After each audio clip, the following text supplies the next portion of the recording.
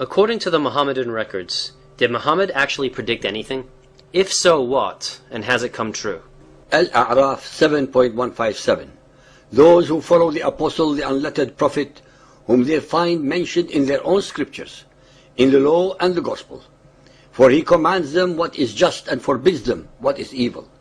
It is upon this singular verse in the Quran that the followers of Muhammad, after his death, created a voluminous literature attempting to connect Muhammad to the scriptures of the Jews and the Christians.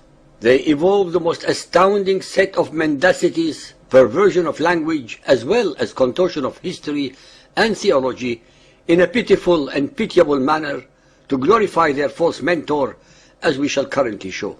In the Hebrew Bible, in Moses' last sermon, he addressed the people of Israel with the following verses, among others.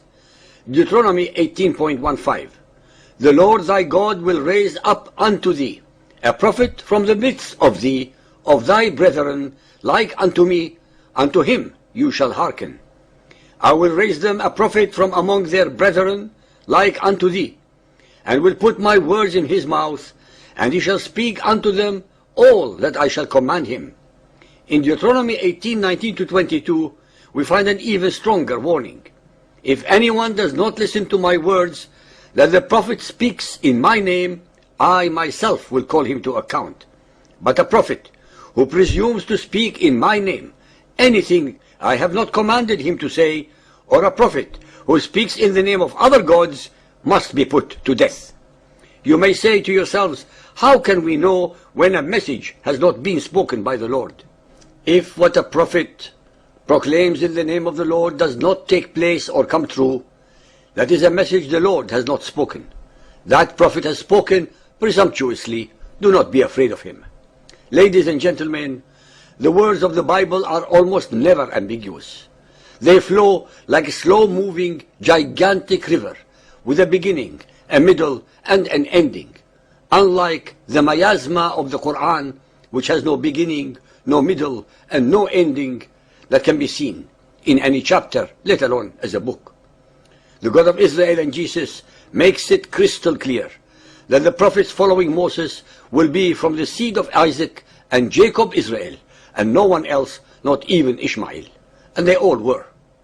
Furthermore, and most important, is the title of the God of Israel. It is Yahweh, and not Allah. It is a title since it means I am, which is not a name. It has the meaning that the Almighty is unknowable, infinite, unfathomable, eternal, omniscient, and omnipotent. According to Muhammad's Quran, Allah, on the other hand, is shown to be finite, unmerciful, unsure, wavering, vacillating, thereby repeatedly abrogating earlier statements and instructions. Deceitful, and of course most relevant of all, is not called Yahweh. We need to ask how it is that these men have come to have the office of prophet. What gave them the authority for calling themselves prophet? When we go to the scriptures, we find that God delineated as qualifications for the office of prophet 4 categories. A prophet must be born in the prophetic line of Isaac. B, he must speak in the name of Yahweh. C, his message must conform to the message which has gone before. D, there must be verifiable accomplishments to the prophet's predictions. Let us together go through each of these 4 categories one at a time. A, Muhammad, according to his Quran, was from the seed of Ishmael and not of the seed of Isaac. Hence, he fails the first condition. B, a prophet must speak in the name of God, Yahweh or Jehovah, the unique name which he gave his creation to use. What exactly is that name? It is the Hebrew name for God revealed to Moses on Mount Sinai in chapter 3, Exodus, consisting of the 4 consonants YHWH, known as the Tetragrammaton. In Exodus 3.1-16, where God talks to Moses at the burning bush, we find God referring to himself as I am, which in Hebrew is pronounced Yahweh. And the Almighty continues by saying that this is my name forever, signifying that it is his eternal name, the name which only God can take for himself. Muhammad fails once more the second condition. C, the prophet's message must conform to those that were revealed earlier. Here again, Muhammad and his Quran failed miserably, since Muhammad was not circumcised, nor did he make it mandatory to his followers. Thus, he broke the very covenant that God made with Abraham and all the males of his seed for eternity. Moreover, Muhammad's Quran does not follow the biblical food prohibitions, nor do the verses of the Quran represent a true reflection of those of the Bible, but on the contrary, they are perverted and twisted versions of them. Yet again, does Muhammad fail, this time the third condition. D. There must be verifiable accomplishments to the Prophet's predictions. Let us together again explore the very Arabic sources in the Ahadith regarding this subject. Aisha, his beloved child bride and the mother of the believers, asserts the following. Sahih al-Bukhari Hadith 6.378, narrated by Masruq. Aisha said, and whoever tells you that the Prophet knows what is going to happen tomorrow is a liar. If Muhammad could not even tell what would happen on the morrow, then he could not possibly have predicted anything. Sahih al-Bukhari 4.401, narrated by Auf ibn Mali. The Prophet said, count 6 signs that indicate the approach of the hour. My death, the conquest of Bayt al-Maqdis, the Temple of Solomon, a plague that will afflict you and kill you in great numbers, as the plague that afflicts sheep, the increase of wealth to such an extent that even if one is given 100 dinars, he will not be satisfied. Then an affliction which no Arab house will escape, and then a truce between you and Bani al-Asfar, that is the Byzantines, who will betray you and attack you under 80 flags. Under each flag will be 12,000 soldiers. As we all know, not one of these predictions came true. Invariably, some followers of Muhammad will bring up the following verse regarding the Roman conquest of Persia as indicative of prophecy. Al-Rum 30.1. The Romans have been defeated in a land close by, but they, after their defeat, will be victorious within a few years. The Byzantines actually did become victorious over the Persians, who had at first defeated them. Yet, there are fundamental problems with this alleged prophecy.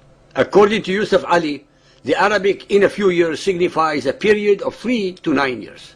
Yet, according to the historical records, the victory did not come until nearly 14 years later, in AD 630, not the few years alluded to in the Quran.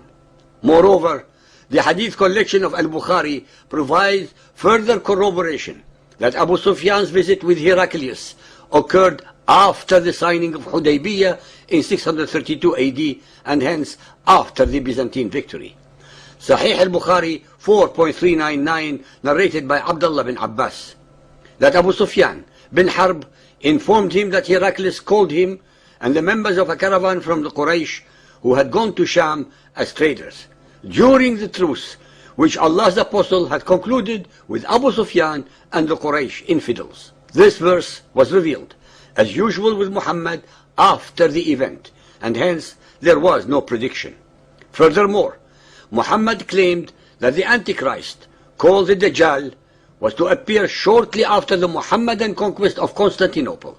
The following traditions are taken from Sunan Abu Dawood 37.4282, narrated by Mu'ad ibn Jabal. The Prophet said, the greatest war, the conquest of Constantinople, and the coming forth of the Dajjal, the Antichrist, will take place within a period of 7 months. Sunan Abu Dawood 37.4283, narrated by Abdullah bin Busr. The Prophet said, the time between the greatest war and the conquest of the city of Constantinople will be 6 years, and the Dajjal, the Antichrist, will come forth in the 7th. Actually, Muhammadans conquered Constantinople in May 1453. Based upon the preceding traditions, the Antichrist was to appear in December 1453 at the earliest. Hence prophecy regarding the Antichrist advent to take place 7 months after the conquest of Constantinople did not materialize. But probably the most popular miracle which has been passed down by the Hadith and fomented by the Muhammadans even today is the splitting of the moon by Muhammad. It is recorded in Sahih Muslim 4.1467 by Abdullah bin Mas'ud. We were along with Allah's Messenger at Mina. That moon was split up in two. One of its parts was behind the mountain, and the other was on the side of the mountain. Allah's Messenger said to us, bear witness to this. The splitting up of the moon is not simply a fable from the ahadith, but is alluded to in the Quran as well. In Surah Al-Qamar 54, titled The Moon, begins by saying, "The hour of judgment is nigh, and the moon is cleft asunder." From the context, it is obvious that this was meant to be a sign. But people reject it as such, and in their desire to create some supernatural proof for their faith, interpret it word for word.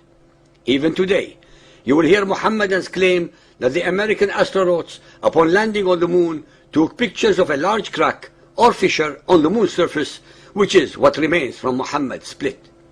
For those believers and unbelievers who want more such intellectual gems, please go to the internet and be regaled.